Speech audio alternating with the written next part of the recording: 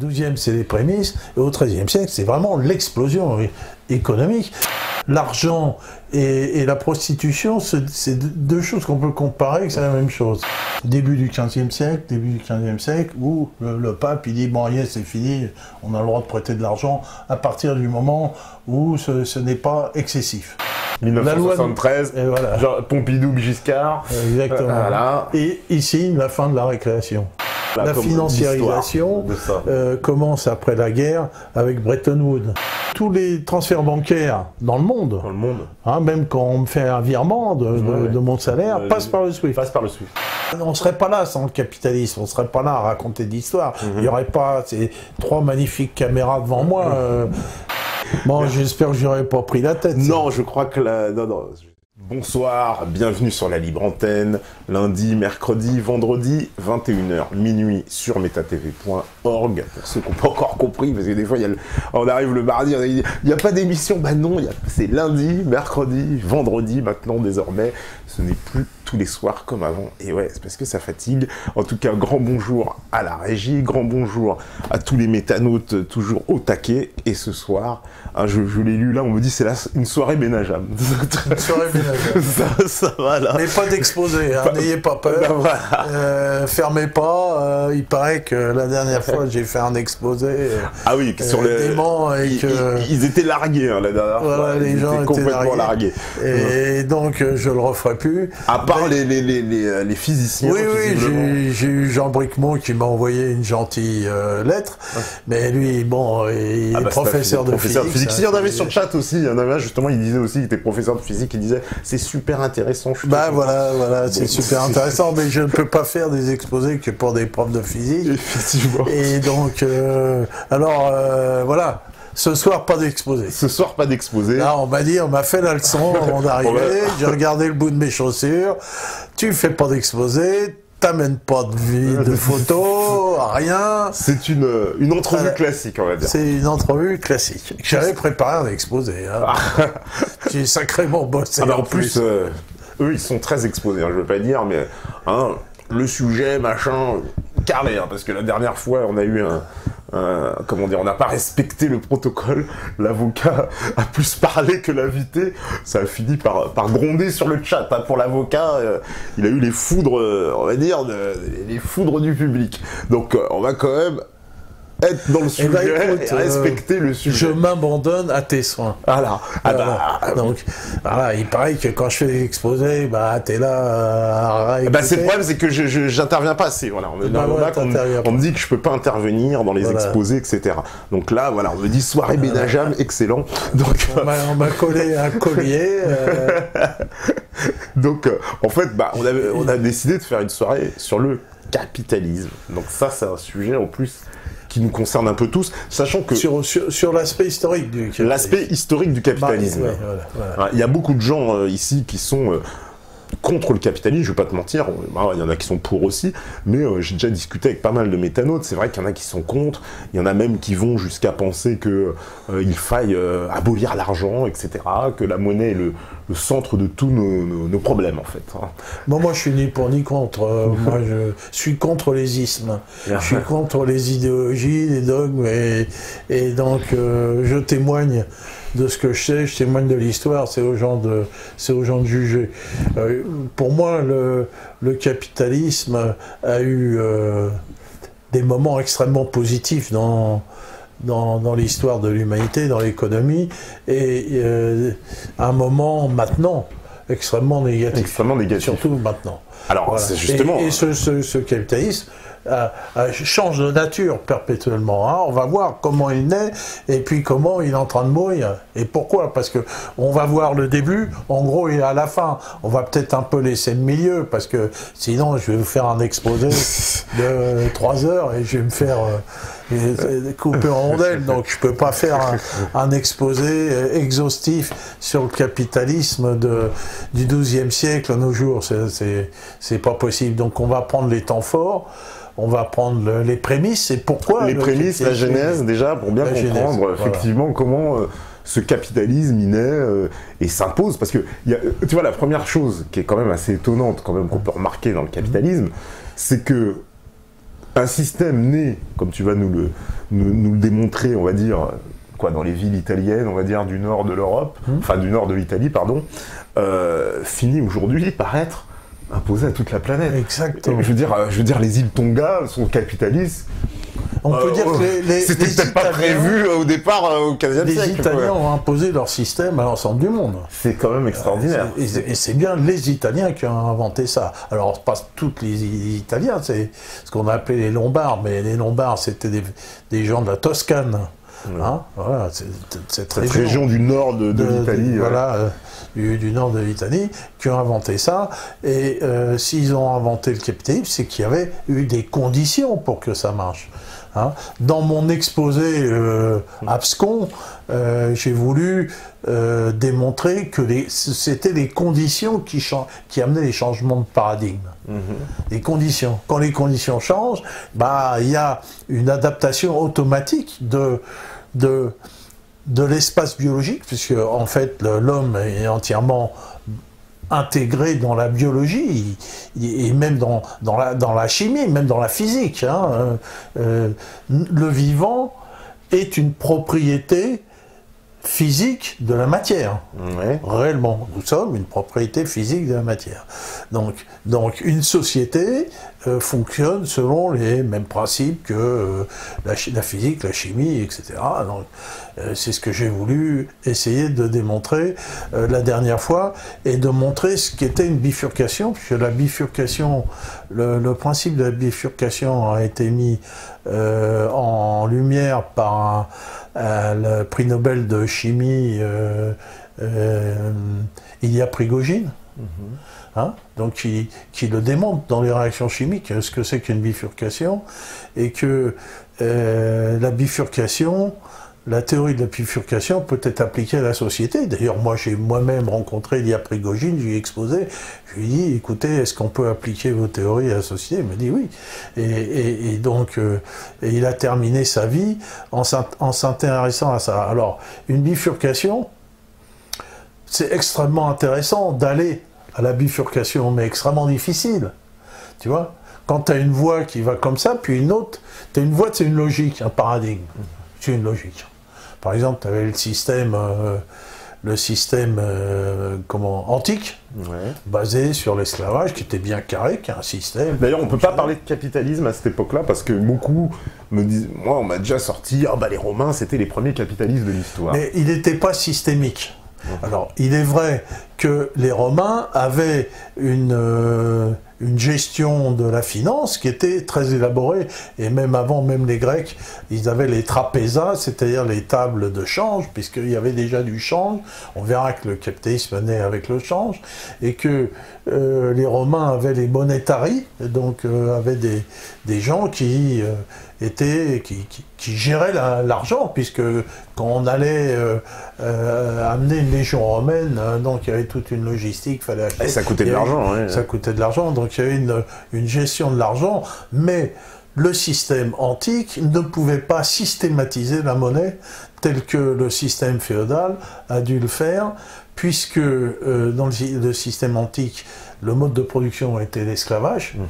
Et donc, dans l'esclavage, évidemment, on ne paye pas les esclaves, et puis, et donc les esclaves ne rapportent pas d'argent en tant que tel, si tu veux.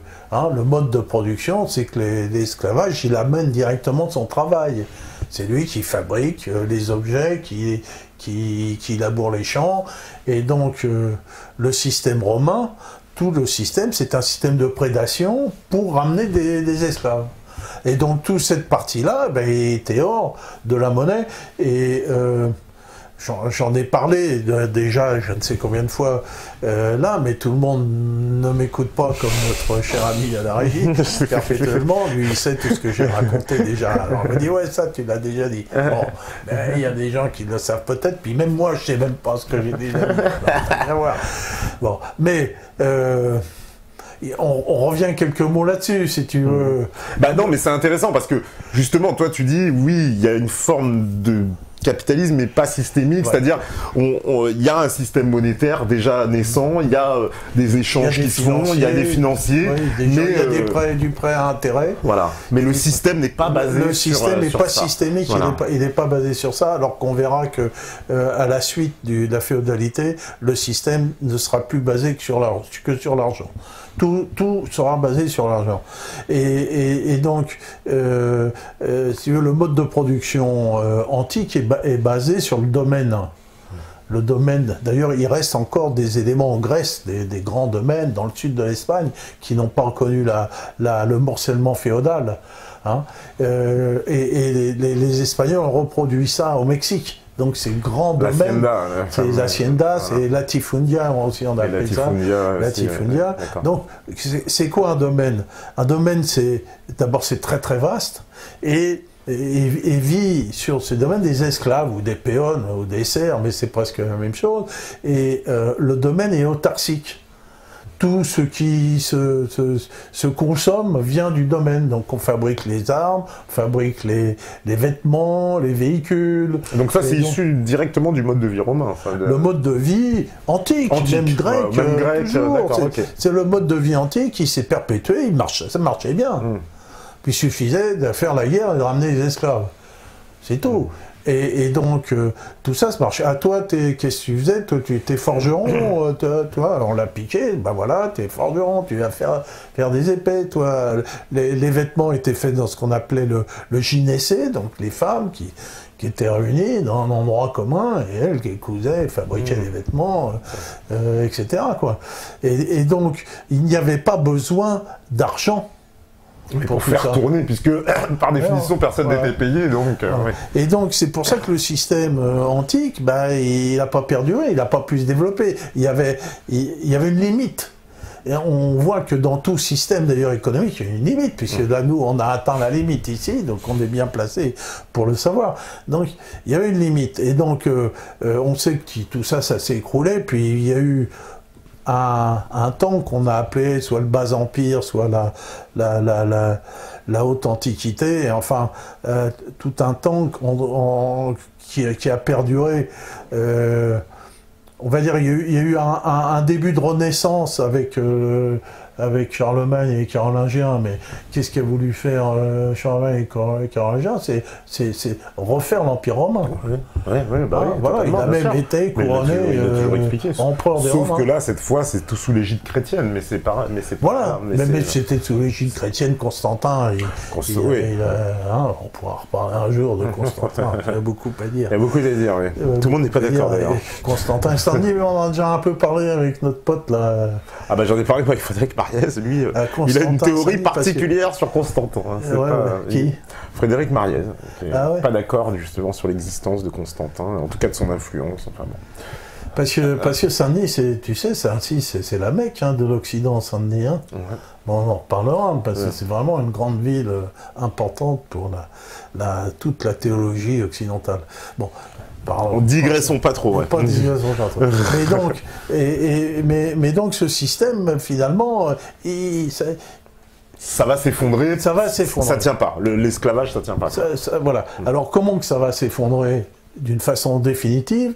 Par les invasions du IXe siècle,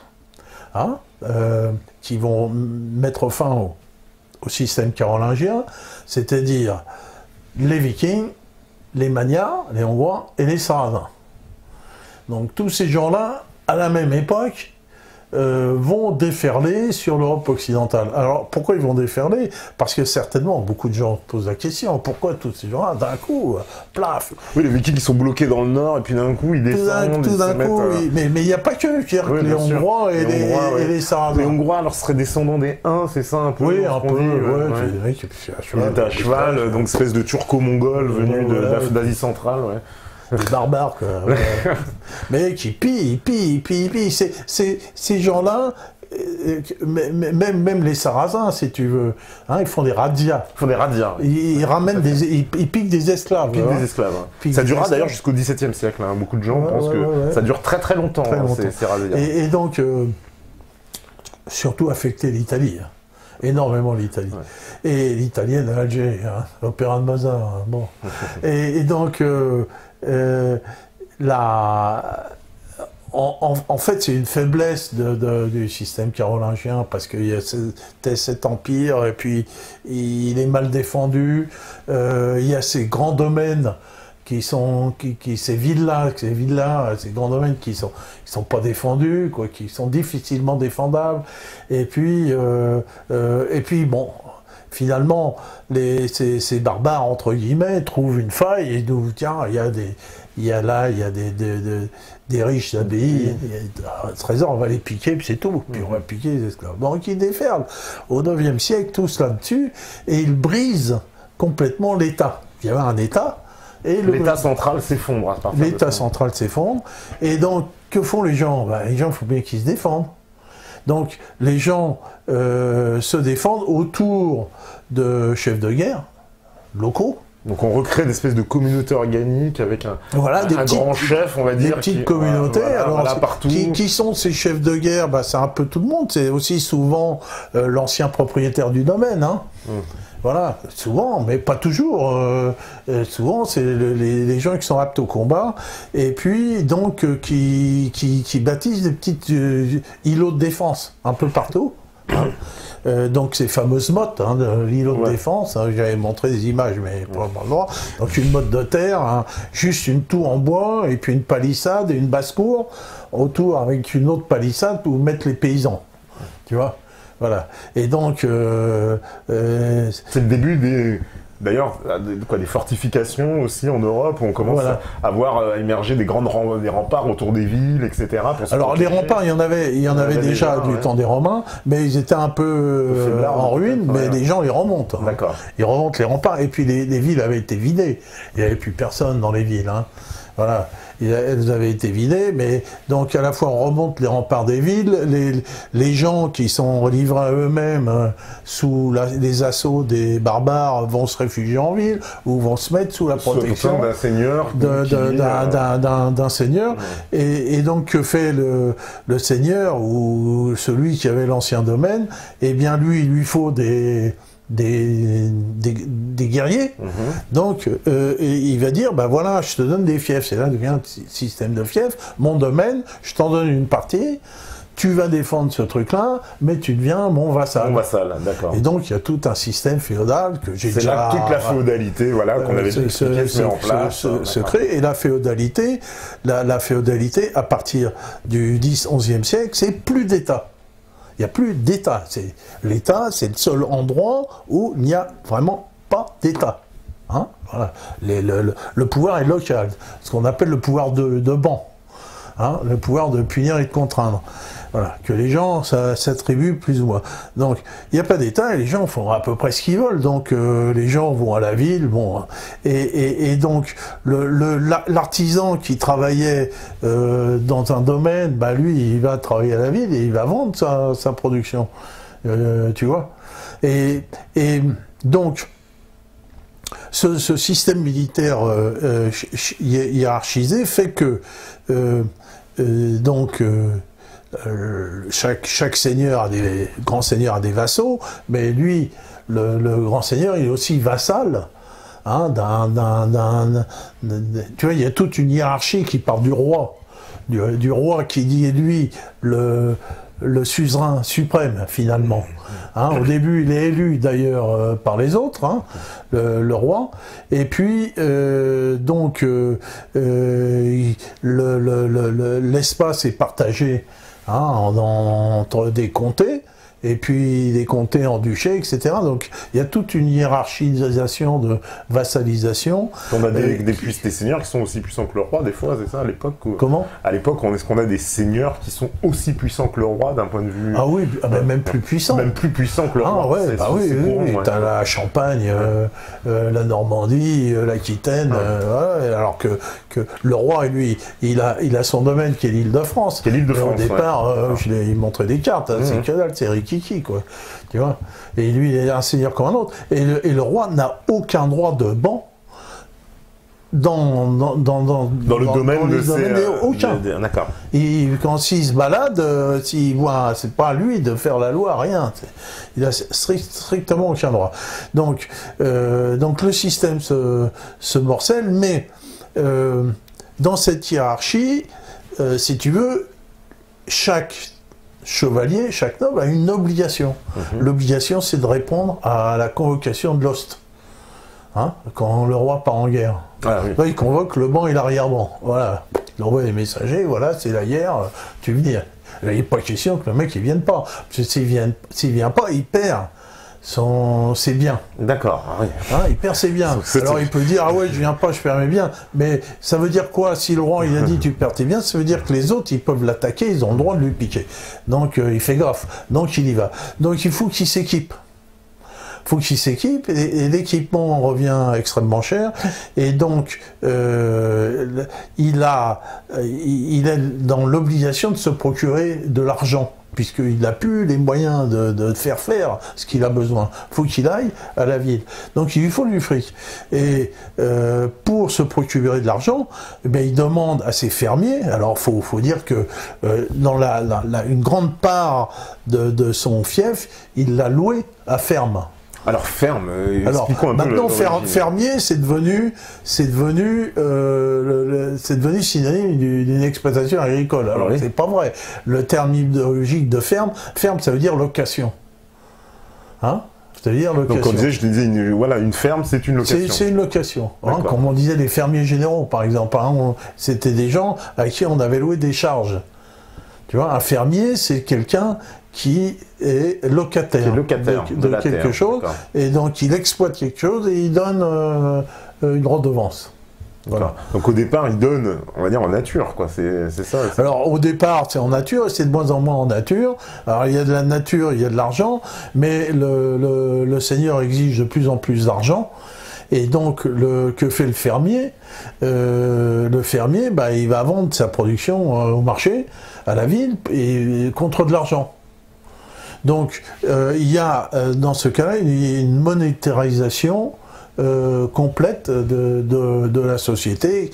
Au cours du XIIe siècle, la société se monétarise complètement. Hein? Donc, tout s'achète et tout se vend. Donc il y a des petits malins qui savent faire du fric et puis des moins malins qui n'en font pas. Et donc une seigneurie, c'est une entreprise. Donc il y a des seigneurs qui sont des bons chefs d'entreprise qui arrivent à faire du fric, il y en a qui font faillite, puis sont obligés de vendre. Hein, tu vois. Donc d'abord ils louent à ferme, après ils revendent des parcelles à des fermiers ou ils revendent à des riches marchands de la ville. Quoi. D'accord. Et donc là, le premier stade, c'est, on va aller plus vite, c'est la systématisation de la monnaie, chose qui n'avait pas été faite avant. D'accord. Donc ça, là, on est déjà au XIIe siècle. On est au XIIe siècle, on peut dire déjà, donc le système monétaire s'impose comme le système dans tous les échanges. Quoi. Rien n'y échappe. Là, on sort du troc, on sort de tout ce qui pouvait exister avant un peu dans l'Antiquité. Il n'y a plus d'esclavage, puisque aussi le servage est interdit en France, hein, très tôt. Oui, tu vois, Philippe le Bel qui affranchit les derniers esclaves. Voilà. Donc c'est le servage interdit très tôt. Donc là, on est complètement sorti de l'Antiquité et on entre donc dans les prémices de ce monde monétarisé capitaliste. Alors on peut dire ça, on va dire. Ma thèse. Oui. C'est que le grand changement, le changement de paradigme s'est fait là. Après, il n'y a plus de changement de paradigme.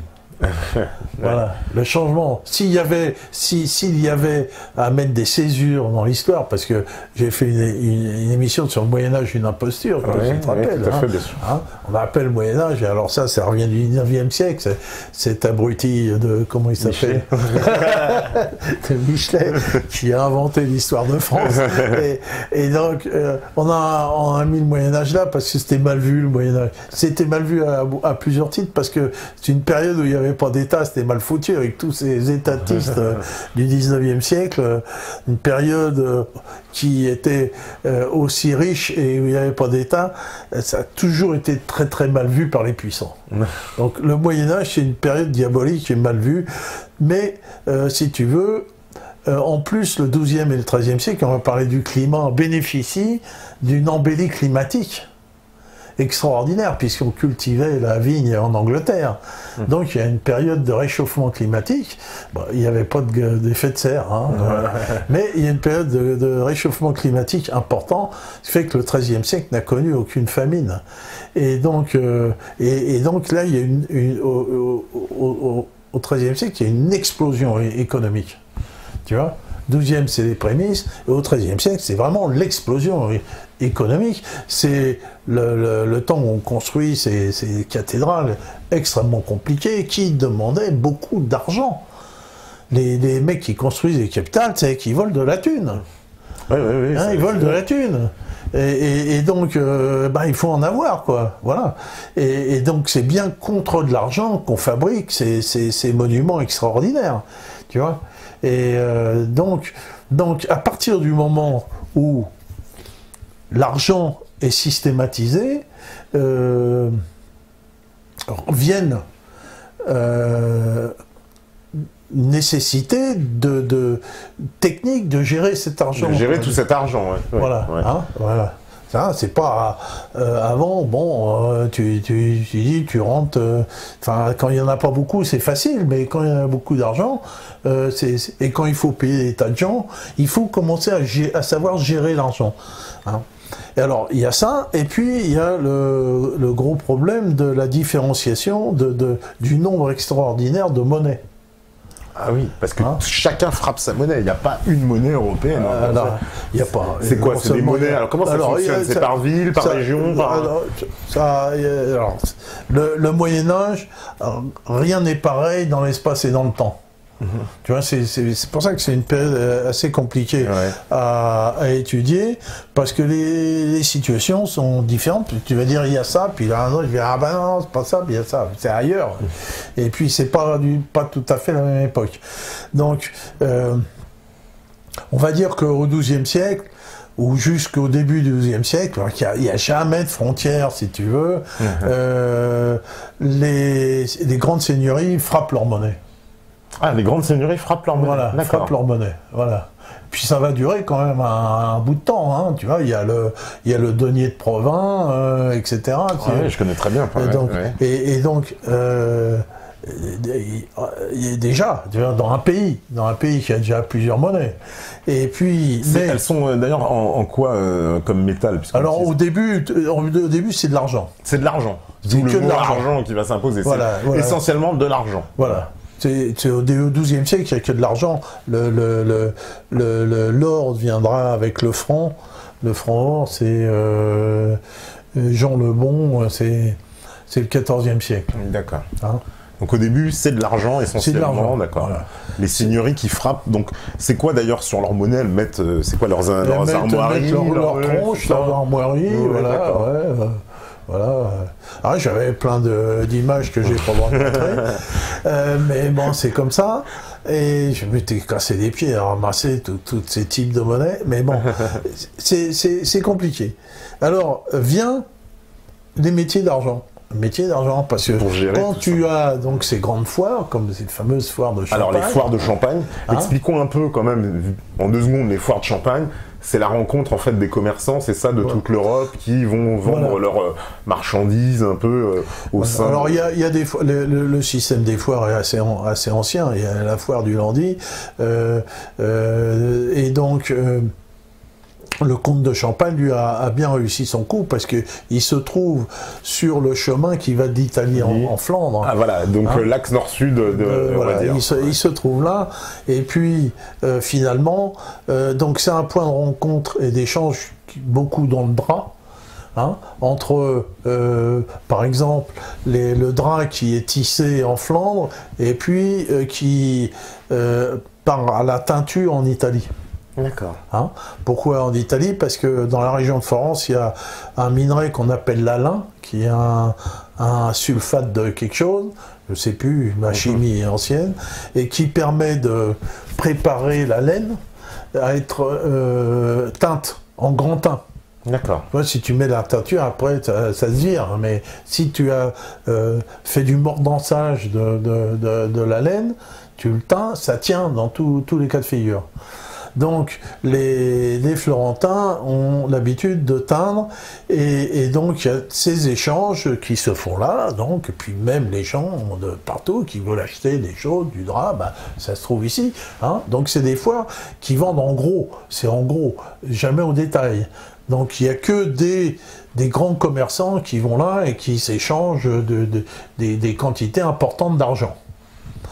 Et donc, dans ces foires, il y a des tables de changeurs. D'ailleurs, en fait, les tables de changeurs vont se multiplier un peu partout dès qu'il y a du commerce. Alors les tables de changeurs, c'est les gens qui vont justement alors prendre la monnaie par exemple de la seigneurie Intel, et qui l'autre il a une autre monnaie d'une seigneurie, puis ils vont vous dire bah ça vaut tant, etc. Voilà.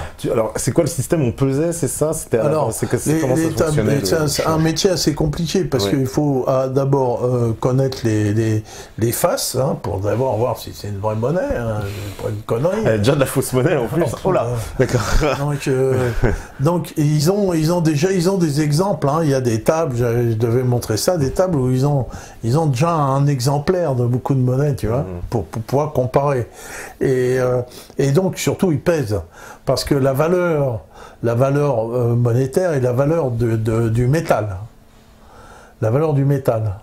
Donc il faut regarder le poids parce qu'il y a des petits malins qui rognent les monnaies, hein, les rognures. Les rognures, oui, tout à fait. Oui, donc c'est-à-dire on coupe. On rogne un petit peu, puis si tu as beaucoup de fric, bah paf, tu te fais un petit tas, puis voilà, tu vas revoir le fondeur. Donc ils pèsent les monnaies, ils regardent, et puis surtout ils sont au courant des cours, parce que les cours du métaux changent perpétuellement. Tu vois, hein, et ils changent d'un endroit à un autre. Tu vois, et donc s'établit tout un système. Alors pour être au courant des cours, bah, il y a beaucoup de messagers, il y a il y a des organisations de changeurs qui se créent, hein, et qui vont s'envoyer des messages perpétuellement. Et ces organisations de changeurs, les premières organisations de changeurs sont les Cahorsins. La ville de Cahors. La ville de Cahors, ouais. La ville de Cahors, d'ailleurs à tel point que le synonyme de changeur et de prêteur de prêteur sur gage et d'usurier, puisque on verra que de ces changeurs vont naître l'usure, et donc ce sera synonyme, le Cahorsin sera synonyme de prêteur sur gage, d'usurier et de changeur. Voilà. Donc, ils viennent au début de Cahors, ils ont appris ces techniques des gens de Florence. Alors, il y a le rôle de Florence qui est extrêmement important parce que à Florence, si tu veux, d'abord il faut que je dise pourquoi ce sont des gens qui viennent d'ailleurs. Ce sont des gens qui viennent d'ailleurs parce que ce métier est mal vu dans le sens où le changeur, il est aussi prêteur. Il est prêteur à intérêt. Or, il y a un interdit sur le prêt à intérêt. Le catholicisme, très quand même présent, interdit l'usure. C'est marqué. Enfin, ouais, l'interdit. Ça fait partie des préceptes. Interdit l'usure, mais l'usure a toujours été pratiquée. C'est-à-dire que, comme ici, on interdit de fumer le cannabis et tout le monde en fume. Donc, comme il y a une nécessité du prêt à intérêt, tout le monde pratique le prêt à intérêt. Donc, mais c'est mal vu. Alors, comment? Alors, on va parler des techniques de contournement de l'interdit, hein. Mais déjà, au premier abord, quelqu'un qui a pignon sur rue chez lui, qui est connu, qui est un notable, il ne va pas faire du prêt à intérêt, vu que c'est mal vu, il va déchoir. Le prêt à intérêt, c'est réservé à des gens qui viennent d'ailleurs. Il y a toujours les gens qui viennent d'ailleurs, sont des gens mystérieux, différents, qui parlent une autre langue. Quoi, des étrangers, quoi, des étrangers. Donc là, on va beaucoup parler des Juifs, mais les Juifs, les Cahorsins et les Lombards, ils sont à mettre dans le même sac et ils subiront de la même façon, si tu veux. Ils sont pris de la même manière, si tu veux, hein, comme étrangers, malveillants et malvenus. tu vois. Mais pourtant, les Cahorsins et les Lombards sont des bons chrétiens. Ouais. Mais les Juifs, ça provoquera quand même leur expulsion d'un certain nombre de pays d'Europe. Mais les Lombards et les Cahorsins aussi. Ah, les Lombards aussi. Ah oui, les Lombards sont expulsés de France aussi. Pareil, ils subiront ces mêmes punitions, mêmes motifs. Ils seront vus de la même manière. Donc, si tu veux, alors pourquoi les Lombards? Parce qu'à Florence, il y avait toujours des guerres entre les Guelfes et les Gibelins, donc entre les partisans du pape, les Guelfes, et les Gibelins, les partisans de l'empereur, et donc ils s'entretuaient, ils s'égorgeaient allègrement, régulièrement, et quand un parti prenait le pouvoir sur l'autre, il expulsait, ou les autres étaient obligés de se fuir pour pas être égorgés, quoi. Ouais. Donc, alors comme toutes ces techniques d'argent sont nés dans cette partie du monde, en Italie. Pourquoi peut-être parler des Romains? Peut-être qu'il y a peut-être des réminiscences, des monétaries romains, je ne sais pas. Mais c'est eux qui, finalement, inventent la gestion de l'argent. Et ils l'inventent, ils ont une invention importante qui est la comptabilité à 2 colonnes. Tu vois, alors, je parlais de la lettre de crédit, mais la lettre de crédit, c'est les Templiers qui l'ont inventée. C'est un peu plus tard. Mais les Florentins l'ont utilisé très largement, la lettre de crédit. Ils en ont fait même du trafic de lettres de crédit. J'aurais expliqué comment on faisait du trafic de lettres de crédit. Et on faisait que ça. Médicis ne faisait que du trafic de lettres de crédit. Et il est devenu l'homme le plus riche du monde. Et il a donné deux reines de France, si tu veux. Oui. Rien que par l'usure, sur la lettre de crédit. Tu vois, donc on a 2 reines de France qui sont filles d'usuriers. Pas des choix pour autant. Mais voilà. Mais donc, la comptabilité à 2 colonnes, c'est un aspect important parce que le pauvre marchand français, lui, il vendait quelque chose, donc on a retrouvé des carnets, donc il écrivait j'ai vendu ça tel jour, tu vois, ou après telle heure, et puis derrière il dit j'ai acheté ça tel jour, puis après j'ai acheté ça. D'accord. Alors pour retrouver retrouver la comptabilité, alors qu'effectivement cette comptabilité à 2 colonnes elle permet de savoir au jour le jour instantanément. Il y a l'actif passif, à tel point c'est qu'aujourd'hui un bilan se fait toujours comme ça. Se fait toujours comme ça, voilà, on n'a pas inventé mieux. Ils n'ont pas inventé. Et donc eux ils ont inventé la comptabilité à 2 colonnes, et donc ils arrivent à gérer des comptes. Si tu veux, parce que avec le système des lettres de crédit, les lettres de crédit. Parlons-en des lettres de crédit. C'est quoi le principe d'une lettre de crédit? Alors une lettre de crédit, c'est de l'argent virtuel. Donc moi je vais partir quelque part. Les Templiers, ils ont commencé à faire ça. Avec les pèlerins notamment. Avec les pèlerins. Et donc je ne vais pas partir avec tout mon fric. Ouais. Comme moi, je vais en vacances, je pars pas avec tout mon truc, j'ai mon plastique monnaie, ça suffit, c'est une lettre de crédit, plastique monnaie. Et donc, je vais déposer mon argent à un changeur, à une table, parce que, alors, on les appelait des tables, alors on les appellera banquiers à la fin du 14e, 15e siècle, mais c'est pareil, c'est-à-dire le banc et la table là, c'est la même chose. En fait, c'est la table du changeur, qu'on appelle table ou banca en italien. C'est la même chose. La banca, c'est une table à tréteaux. Ouais. Une table à c'est une planche avec des tréteaux qu'on appelle banca. Et donc, et sur cette banca, il y a une pièce de bure. Ça deviendra le bureau. Une pièce de bure sur lequel il y a des lignes, j'ai aussi mis des images de ça, des abacs, qui avec des jetons permettent de faire des comptes comme la technique du boulier. D'accord. Du compte par abac. De graphique informatique avant l'heure. Voilà, c'est des comptes par abac, et sur le bureau, le mec il a sa bure, là, et il met sa table, il vient avec, tu vois, il se déplace, il vient avec son banc, sa banca, il met sa bure, et il a un bureau de change. Un bureau, c'est comme ça. Et alors, quand il fait faillite, sur la place publique, devant tout le monde, on lui casse son banc. C'est la bancarota qui est donnée la banqueroute. La banqueroute, d'accord. Parce qu'il a cassé son banc. Voilà. Et donc, la lettre de crédit, c'est le dépôt à un réseau de changeurs, de tavola, de changeurs. Voilà, je te dépose. Donc là, j'arrive avec mon vrai argent, c'est-à-dire mon argent concret, hein, mes pièces, je lui donne. Voilà, lui, il me refile un bout de papier. Voilà. Et il va aller donner au correspondant de ce type-là. De l'autre côté, dans la ville où je me rends. À Troyes, à Paris, voilà. Donc il sait à tel endroit. Hein, et donc il va donner cette lettre de crédit et l'autre va lui donner du fric. Voilà. Tout simplement. Tout simplement. Et puis, évidemment, il prend une commission, évidemment. Non, il ne prend pas de commission. Alors, comment il se paye et c'est quoi le service? Mais parce qu'il y a toujours des variations dans le change, si tu veux. Le change est toujours variable. C'est comme ici à la bourse. La bourse remonte tout le temps. Pour bien comprendre, moi j'arrive avec mon argent, ma monnaie, on va dire, qui frappait ma monnaie X.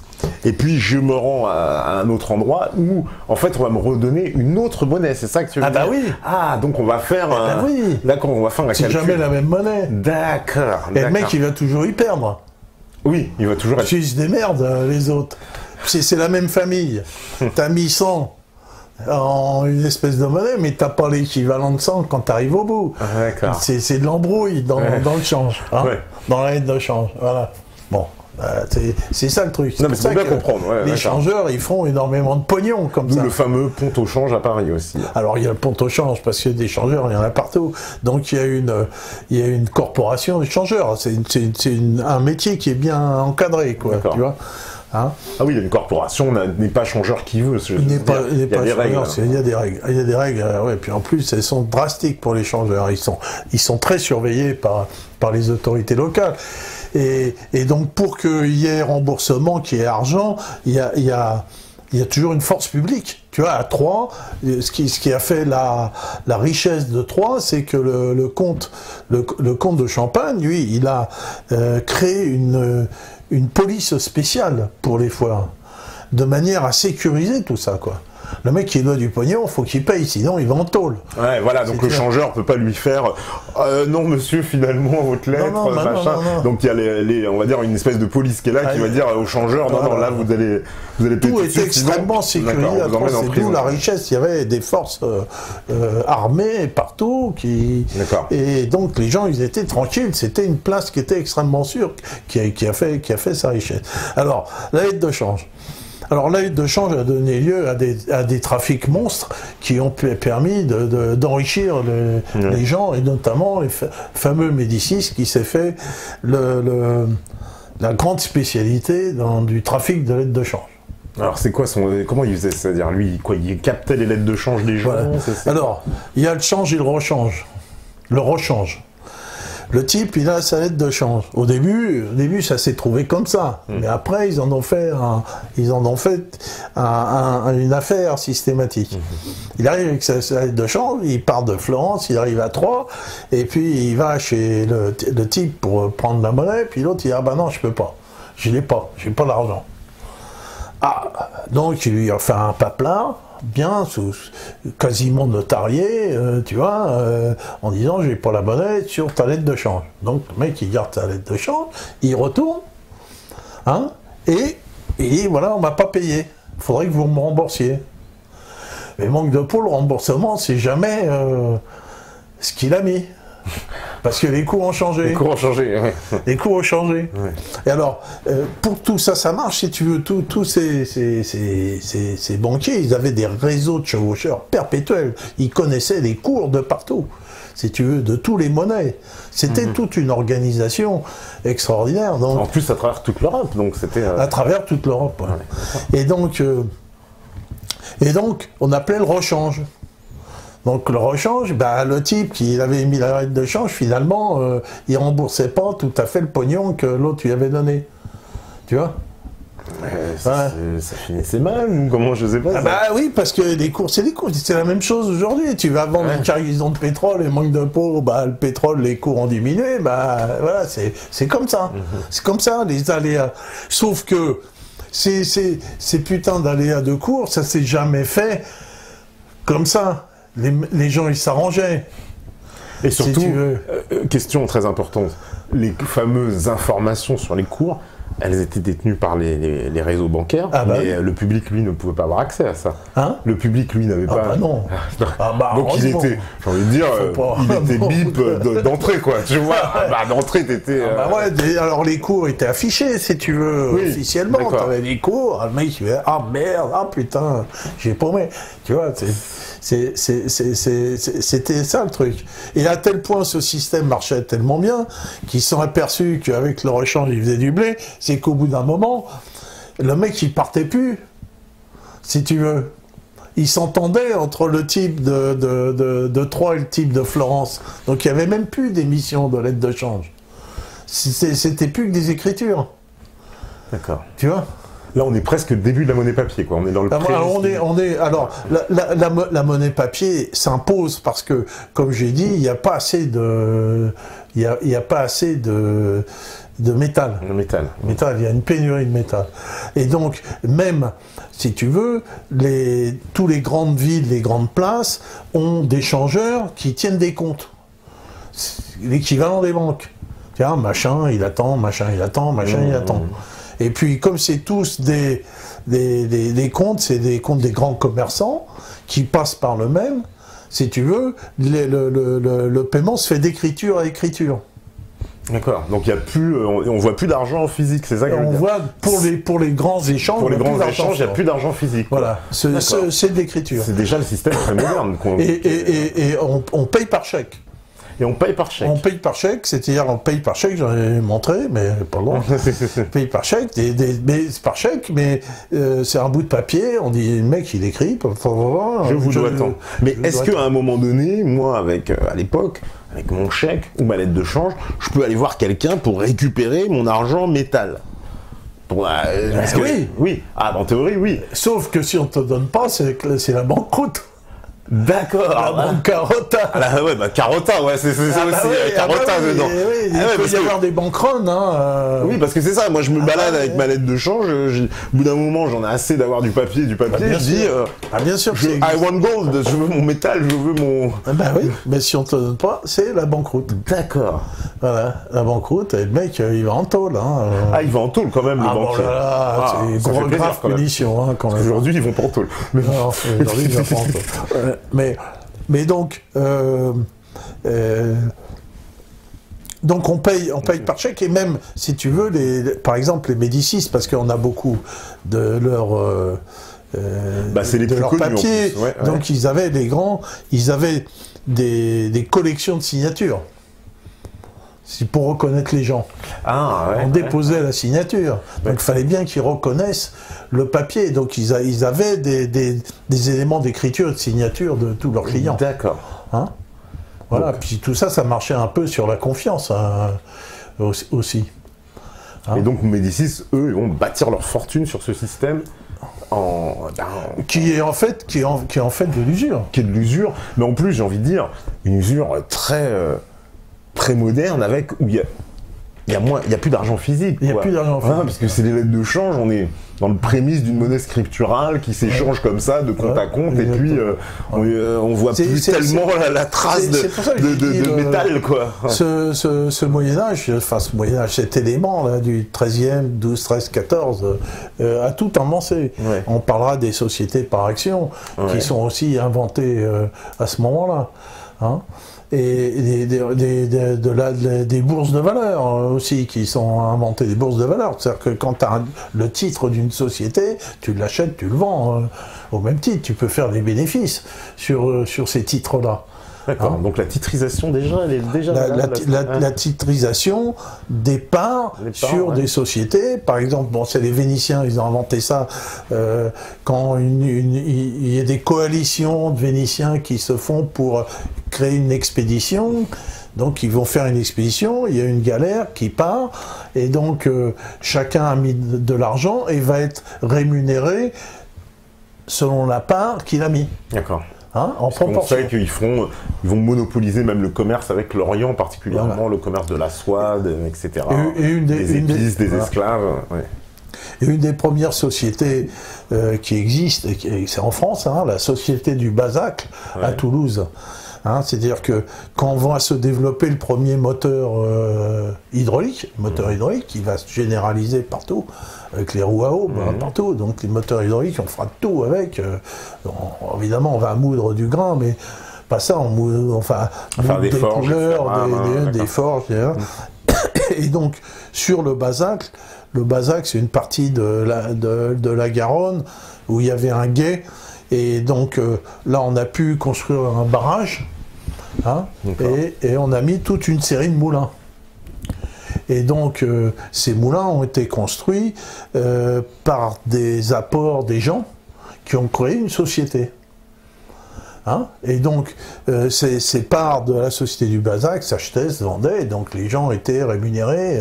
Des actionnaires, quoi. Des actionnaires. Et cette société du Bazacle, elle va perdurer jusqu'au début du XXe siècle. Ah ouais, quand même. La société du Bazacle, Jean Jaurès avait des parts de la société du Bazacle de Toulouse. Hein. Et même à la fin, comment on l'a terminé, le barrage de la société du Bazacle a vendu à EDF pour faire de l'électricité. Ah bah c'est tout BDF, d'accord, ah bah c'est extraordinaire comme histoire, ça. C'est extraordinaire dans cette société du Bazacle. Alors, donc durant ce Moyen-Âge final, ce Moyen-Âge classique, au final, toutes les techniques d'argent et d'entreprise ont été inventées. Rien d'autre ne sera inventé. L'assurance sera inventée à Gênes, à Venise, les systèmes d'assurance. La spéculation, évidemment. La spéculation monétaire, la spéculation virtuelle, tout. Si tu veux, cette période, c'est vraiment le creuset de notre société qui a inventé toutes ces techniques de manipulation d'argent. Alors on peut dire que l'argent c'est dégueulasse, mais au moins ça a permis de développer. S'il n'y avait pas ça, moi à un moment je dis s'il n'y avait pas eu ça, je serais venu à cheval, mais je serais même pas venu parce qu'il n'y aurait pas tout ce matos. Ouais. Hein, ben voilà. Ça c'est encore un autre aspect de l'histoire. Un autre aspect de l'histoire, on ne sait pas peut-être, non? Rien. Est-ce qu'il aurait pu se bâtir un autre système sans argent? J'avais une autre vue, j'avais montré une espèce de chronologie de l'humanité. L'humanité, qui on va dire l'homme moderne, à 150-200 000 ans. Bon, il a commencé à faire des statues, des gravures rupestres il y a 35-40 000 ans, hein, et donc à se socialiser. C'est comme ça qu'il est venu. Et puis en fait, les premières cités avec le mode esclavage et d'esclavagisme, c'est moins 5 000 ans, 4 000 ans, tu vois, les premières cités en Mésopotamie. Hein, et puis où on a inventé l'État, tu vois, l'État, voilà, avec des esclaves, puis une structure centralisée d'État. Et puis cet État antique, il est mort avec les Carolingiens, il est mort vers l'an 900 000, tu vois. En Europe, hein. Il a subsisté par ailleurs, mais on est européocentriste parce que si tu veux, le capitalisme il est né en Europe, donc puis il s'est répandu sur toute la planète, et les prémices du capitalisme, donc 800 ans sur 150 000 ans. Oui, c'est pas beaucoup, bien sûr. Donc c'est hier, à l'échelle historique, c'est vraiment hier. C'est à partir de là, la société, elle a explosé, quoi. Si tu Parce veux. que toi, ce que tu dis, c'est que sans ce développement du capitalisme et sans ce développement, on va dire, du prêt à intérêt et donc de cette circulation monétaire très intense, on n'aurait pas pu connaître le développement technologique tel qu'on l'a connu. C'est évident parce que si tu veux, faudrait revenir un peu à l'émission précédente, si tu veux, au mouvement brownien qui va créer des rencontres et qui va créer des opportunités d'association, si tu veux. Hein. Plus il y a rencontres, c'est vrai en chimie, c'est vrai en physique, plus il y a probabilité de créer autre chose. D'accord. Hein. Donc cette rencontre... si tu veux, je peux refaire l'émission. Ah, non. Alors, dernière question avant la pause, une petite question qui est en rapport aussi avec, justement, avec ce développement du capitalisme. Il y a un aspect en fait, du développement, justement, de ce capitalisme, qui est le développement de l'art. Et en particulier, on sait que les Médicis vont se faire les grands mécènes de tout un tas d'artistes. Et d'ailleurs, les villes italiennes de cette époque vont être portées au pinacle de ce qu'on connaît jusqu'à aujourd'hui, de ce qui est de plus beau, de ce qui va être la référence absolue pour tous les autres Européens. Pourquoi cet intérêt pour l'art? Voilà, alors si tu veux, on va dire, on va fustiger le capitalisme. Le capitalisme a permis de développer l'industrie, les forces productives. Voilà, limite ça on comprend plus, mais maintenant l'art, voilà, exactement, l'art ça reste plus énigmatique quand même. D'abord, parce que ça rapporte je pourrais faire une émission entière sur l'art et l'argent, mais j'ai juste 5 minutes. Voilà, il reste 3 minutes avant la pause. 5 minutes. Si tu veux, au Moyen-Âge, les artistes, avant, étaient inscrits à des registres de métiers. C'est un mec qui faisait des portraits, et il était avec ceux qui faisaient des peintres en bâtiment. En gros. Donc il devait payer des redevances importantes pour être inscrit au registre de métier, et il devait faire en gros à la manière dont on lui disait. Tu vois, il n'était pas libre en tant que pour développer son type d'art. Tu vois, il était encadré. D'ailleurs, on ne connaît pas de gens à cette époque-là. Ils signaient pas leurs œuvres. Oui, ça viendra plus tard. Ça viendra par exemple, il y a des beaux portraits à partir de Jean le Bon du XIVe siècle. Déjà, on fait des portraits corrects. Et puis, mais les artistes sont inconnus. Et d'ailleurs, tu vois, dans les cathédrales, ils sont fantastiques, les vitraux, les machins, mais on connaît souvent que l'architecte qui a fabriqué. Voilà.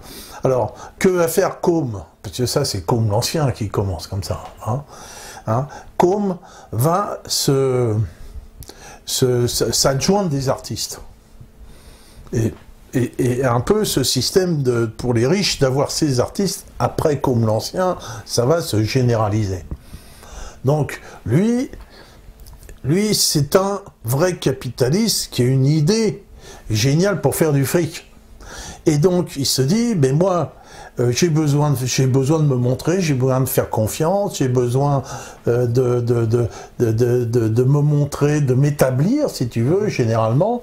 Et donc, il commence à payer des artistes, à se payer des artistes. Et ces artistes, quand ils viennent chez lui, ils ont un statut donc ils sortent de leur statut de registre de métier et ils deviennent des gens de maison, en fait. Voilà. Donc ils payent des peintres, des sculpteurs, des choses comme ça, et il va offrir des œuvres d'art aux grands à qui il prête de l'argent. Tu vois, il va offrir, et il va même offrir des peintres. Tu vois, il va offrir des peintres. Donc il montre une munificence, il a un palais magnifique, et puis c'est une époque où on construit des palais, donc on creuse, on retrouve des statues antiques, donc on les ressort, on les expose, et puis c'est là où des gens comme des Boccace ou des grands dits humanistes italiens deviennent des nationalistes. Il y a l'idée que l'Italie, c'est bien, ça vient de Rome antique, et puis les autres sont des barbares. Donc ça, il y a cette idée qui vient de là, et on affirme l'art italien qui va à l'encontre de l'art transalpin, qu'on va appeler Gothico. Gothico, c'est ou Tedesco, c'est-à-dire que c'est très péjoratif. Hein. C'est-à-dire que l'art gothique, c'est eux qui inventent le terme Gothico, c'est-à-dire c'est dégueulasse, ça vient au-delà des Alpes. Et donc, ils vont faire émerger comme ça l'art italien, et tous ces grands maîtres de la peinture seront en fait des gens qui seront payés par des grands capitalistes et qui seront à l'aise, qui pourront peindre sans problème, quoi. Ils seront tous entretenus. Et donc ça veut être quoi? C'est une forme de, j'ai envie de dire presque quoi, de communication à l'époque, c'est ça, Une forme de communication, ouais. Oui. Ouais, une parce forme qu'en de plus, communication. J'imagine, je dis ça, par exemple, voilà, il fait refaire, on sait qu'il, les Médicis ont fait faire le Grand Dôme de Florence aussi, etc. Il fait peindre tout ça, et puis les gens rentrent, sont en extase, et on dit, je peux lui laisser mon pognon. Voilà. Voilà. Il y a un bouquin célèbre qui s'appelle L'artiste et la cour de Martin Warnke, qui explique ce passage de l'artiste qui est de l'artisan à l'artiste. Et donc, l'artisan devient artiste au Quattrocento italien, même au Trecento. Et donc, le statut de l'artiste s'affirme comme étant des gens qui sont au service de grands capitalistes. Au service de grands capitalistes. C'est très intéressant. Bon, on va faire la pause. Là, on est pile poil à la bonne heure, comme on dit. Et puis là, on voit là, sur mon... T'as une peinture quand même, tu vas nous la montrer. Une peinture de Simone Martini. Simone Martini, c'est un peintre du XIVe siècle. Hein. Et donc, des fois, il est défini comme peintre médiéval et des fois comme peintre de la Renaissance, mais on ne sait pas. On ne sait pas trop, on avait vu que c'était un peu trouble, on ne savait pas trop les classer. C'est magnifique, tu vois. Oui, Simone Martini, c'est 14e siècle, hein, Jeanne d'Arc n'était pas née quand il a peint ça. Hein. En tout cas, superbe art. On fait la pause et on revient juste après, toujours dans cette histoire du capitalisme. La régie, elle est prête, j'imagine. Voilà, et c'est la pause. À vous, la régie.